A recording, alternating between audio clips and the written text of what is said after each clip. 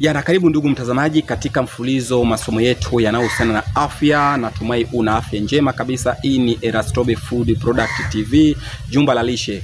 Na kwa siku ya leo tunataka tujibu swali ambalo tumeulizwa. Mtu anauliza kwamba je, mwanaume utatambua vipi kama shawa zako ama mbegu zako, yani zile sperms, zimeathirika ama una dalili za magonjwa mbalimbali kama jamii za gono, kaswende?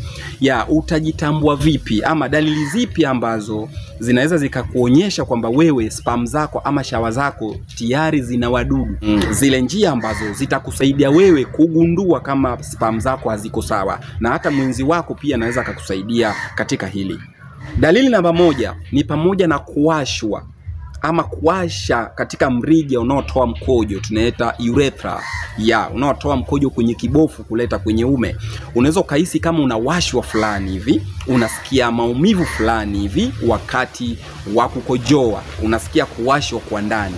Mara nyingine tunaweza tukaita urethra burning, unasikia kama kuunguzwa kwa mrija, yani kama unakojoa mkojo unakuwa wa moto, unaunguza mrija, maumivu makali.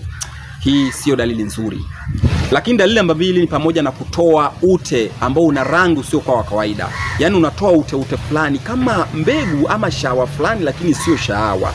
Inakuwa ni uchafu fulani. Hali kadhalika hata mwanamke pia anatokewa na hilo kabla ya kukojoa ama baada. Kwa hiyo kwa mwanaume unaweza katoa ute fulani ambao inakuwa kama inatereza fulani hivi.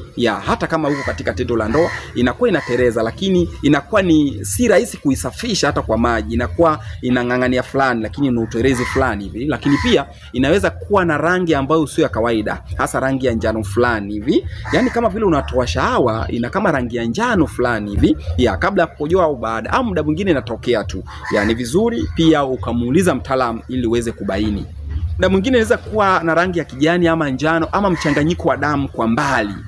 Ingawa kuna dalili nyingi sana ambazo zinaweza kaleta hii hali, lakini vizuri ukapima. Hiyo ni dalili ambayo sio nzuri. Yawezekana una magonjwa zinaa ama gonorea, kaswende na kadhalika, na pengine imekomaa.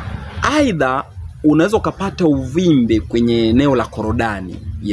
Unasikia uvimbe ambao ni mgumu, pengine hauumi, uvimbe usiokuwa wa kawaida. Unaona, ukiona dalili hizo basi ni vizuri ukafanya check up. Unaona, kwa sababu pengine una magonjwa infection ama una maambukizi katika eneo hilo. Dalili nyingine pamoja na kupungua kwa idadi za sperms ama ubora wa shawa. Shawa ina ubora wake na ina idadi maalum ambayo inahitajika. Sasa kama unaona kabisa unatoa kidogo ama zinatoka chache, kama ufanyi masturbation, basi ni vizuri ukafuatilia, ukaenda kwa mtaalamu. Uwezo ukagundua hili pasipo kwenda kwenye vipimo, akakupima akajua. Dalili nyingine pamoja na kupata homa ambazo hazieleweki pamoja na maumivu chini ya tumbo. Ingawa hii ni common sana kwa wanawake, hasa wale wenye tatizo la PID, yani pelvic inflammatory disease, wanapataga homa za mara kwa mara hasa wakati wa jioni, lakini inakuja inapotea. Hali kadhalika mwanaume pia unaweza kupata dalili hizo, unapata homa fulani hivi ambayo haieleweki, na pia maumivu chini ya tumbo, abdominal pain. Hali kadhalika mwanamke pia anapata hiyo dalili, wale ambao wana infection au wana PID, magonjwa gono na kadhalika.